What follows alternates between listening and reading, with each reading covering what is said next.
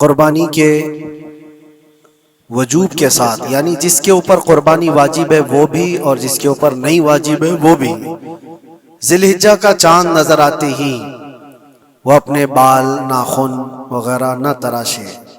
اس کی وجہ یہ ہے کہ حجاج کرام کی مشابہت ہے کہ جو حاجی حج کے لیے گئے ہوئے ہوں یا احرام کی حالت میں ہوتے ہیں وہ اپنے بال ناخن وغیرہ سب نہیں تراشتے، نہ کاٹتے ہیں، تو ان کی مشابہت میں یہ حکم ہے اور یہ کوئی واجب نہیں ہے، مستحب ہے۔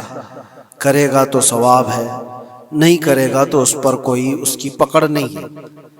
ان 10 دنوں کے اندر اگر کوئی ایسا ہو گیا ہے کہ اس کے ناخن زیادہ بڑے ہو چکے ہیں یا بال زیادہ ہو چکے ہیں اور کاٹنا ضروری ہو گیا ہے، اور ویسے بھی 40 دن سے زیادہ زیر ناف کے اور بغل کے بال رکھنے میں گناہ ہے، اگر وہ زیادہ دن ہو رہے ہیں ان 10 دنوں کے اندر تو پھر اس کو کاٹ لینا چاہیے۔ یہ 10 دنوں کا انتظار کرتے ہوئے مستحب کو پانے کی نیت میں گناہ کا ارتکاب نہ کریں۔ یہ مسئلے کی وضاحت۔ اور دوسری چیز اس لیے بھی ہے کہ اگر وہ ناخن اور بال کاٹے بغیر 10 دن تک انتظار کرتا رہا تو اچھوں کی مشابہت کرنے کا بھی ثواب ہوتا ہے۔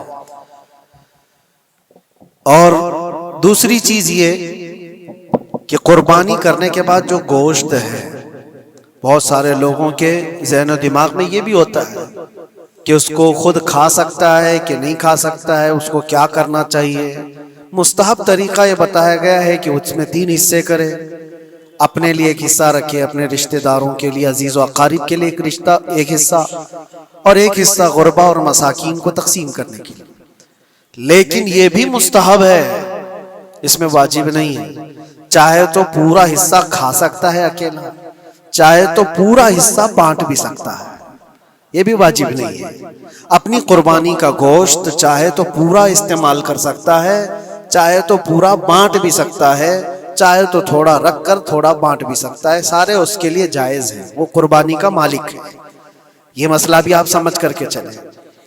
اسی وجہ سے کسی کو قربانی کا اپنے وکیل بنا دیا، کسی دوسری جگہ پر اس سے کہہ دیا کہ میری قربانی کرو اور گوشت بھی وہیں تقسیم کر دو، تو کوئی حرج نہیں، جائز ہے، قربانی آپ کی ادا ہو جائے گی۔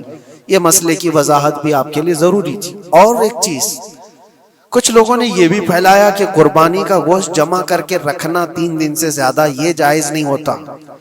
پہلے نبی پاک صلی اللہ علیہ وسلم نے منع فرمایا تھا، لیکن حدیث پاک میں حضور نے فرمایا قربانی کرو، گوشت کھاؤ بھی اور گوشت جمع کر کے رکھنا چاہو تو رکھ بھی سکتے، اس میں کوئی حرج نہیں۔ قربانی کا گوشت چاہے تو وہ جمع کر کے رکھ بھی سکتا ہے۔ قربانی کے جو دن ہیں وہ 3 ہی دن ہیں، بعض لوگوں نے 4 بھی لا کر کے ابھی پیش کیا ہے۔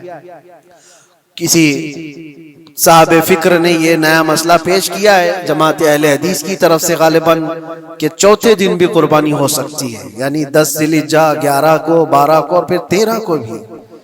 اور اسی طرح سے بڑھتے ہوئے کوئی اور جماعت آئے گی وہ 15 کو بھی کر ڈالے گی، لیکن ایام نحر جو ہیں وہ 3 ہی دن کے ہیں، 10، 11 اور 12۔ 12ویں کا سورج غروب ہونے تک یہ ایام نحر کہلاتے ہیں اور انہی میں قربانی ہے۔ اور قربانی کے لیے جو جانور ہیں وہ سب آپ کے سامنے پھیلے ہوئے ہیں۔ علم حاصل کرنا بھی مسلمان پر فرض ہے، کچھ چیزیں آپ بھی حاصل کریں، کچھ چیزیں آپ بھی پڑھیں اور کسی نہ کسی طرح سے معلومات حاصل کریں، ورنہ تو ایسا ہی ہوگا کہ آپ جاہل رہیں گے اور لوگ آپ سے ساتھ کھیلتے رہیں گے۔ ایک بات یہ بھی ہے، علم حاصل کرو لیکن صرف گوگل سے بھی نہیں۔ صرف گوگل سے حاصل کرنے والا تو پھر وہ مرغی کی بھی قربانی کرتا ہے، انڈے کی بھی کرتا ہے، صرف گوگل کے شاگرد جو ہوتے ہیں۔ اسی لیے معقر علماء اہل سنت سے تمہارا رابطہ بھی ہونا ضروری ہے۔ علم آپ انٹرنیٹ سے حاصل کرو، کراس ویریفیکیشن علماء کے پاس سے کر لو، میں نے یہ پڑھا ہے، یہ صحیح ہے یا نہیں، یہ حدیث میں ہے یا نہیں۔ انشاءاللہ العزیز آپ سیدھے راستے پر قائم رہیں گے، اللہ تعالیٰ اس کی برکت عطا فرمائے۔